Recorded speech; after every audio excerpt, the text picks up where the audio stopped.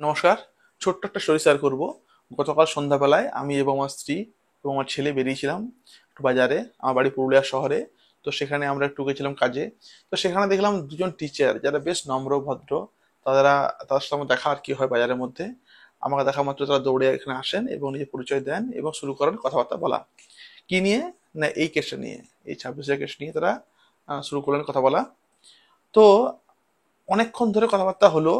আমি একটা বিষয় সেখানে অবজার্ভ করলাম, দু থেকে তিনটে প্রশ্ন তাদের মনের মধ্যে আসছে, তারা বলতে পারছেন না। দেখুন, সবার সঙ্গে তো আর এই সমস্ত নিয়ে কথাবার্তা বলা যাবে না, যে জব থাকবে কিনা, যোগ্য অযোগ্য।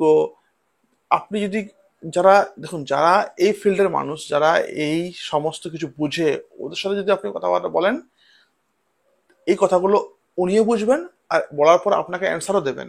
কিন্তু ধরুন, যে ব্যক্তি কোনো বুঝেই না এসব নিয়ে, ওদের সঙ্গে কথা বলাটা কিন্তু খুব মুশকিল। ওরা অন্য কিছু একটা মাইন্ডে নিয়ে নেবে।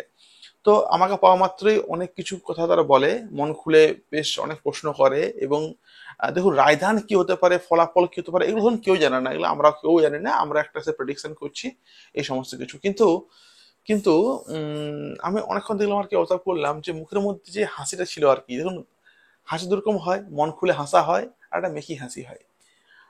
ওরা হাসছিল, সেই টিচার গুলো আর কি হাসছিল, কিন্তু মুখের মধ্যে একটা, মানে হাসির মধ্যে অনেক প্রশ্ন ছিল, হাসির মধ্যে অনেক কৌতূহল ছিল, হাসির মধ্যে অনেক, চোখগুলো দেখে আমি বুঝলাম যে অনেক কিছু জানতে চাইছে, কিন্তু সেগুলো ব্যর্থ।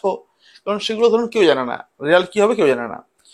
তো জাস্ট প্রশ্নগুলো করলো, আমিও শুনলাম, যতটা পারলাম আর কি অ্যান্সার দিলাম। কিন্তু রেজাল্টটা, রায়দানটা কেউ জানে না।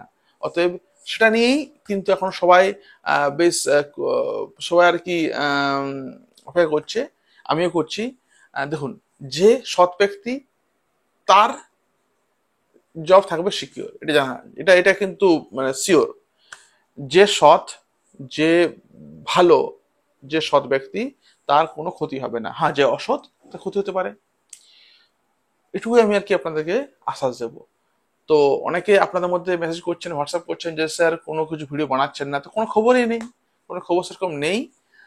সেই জন্য ভিডিও বানাচ্ছি না। তো খবর এলেই ভিডিও বানাবো, আসবো আবার এখানে। প্রত্যেকে বলবো থাকবেন, ভালো থাকবেন। আর ভয় তো এখন দূরে রাখুন মশাই, ওগুলো ওগুলো কিছু ভাববেন না। নিশ্চয়ই ঈশ্বর আপনাদের জন্য ভালো কিছু কিছু আর কি ভেবে রেখেছেন। কারণ ঈশ্বরের কাছে সৎ ব্যক্তিদের জায়গা বেশ ভালোই আছে। ঠিক আছে, ভালো থাকুন, প্রত্যেককে সুস্থ থাকুন। রাখছি, ধন্যবাদ।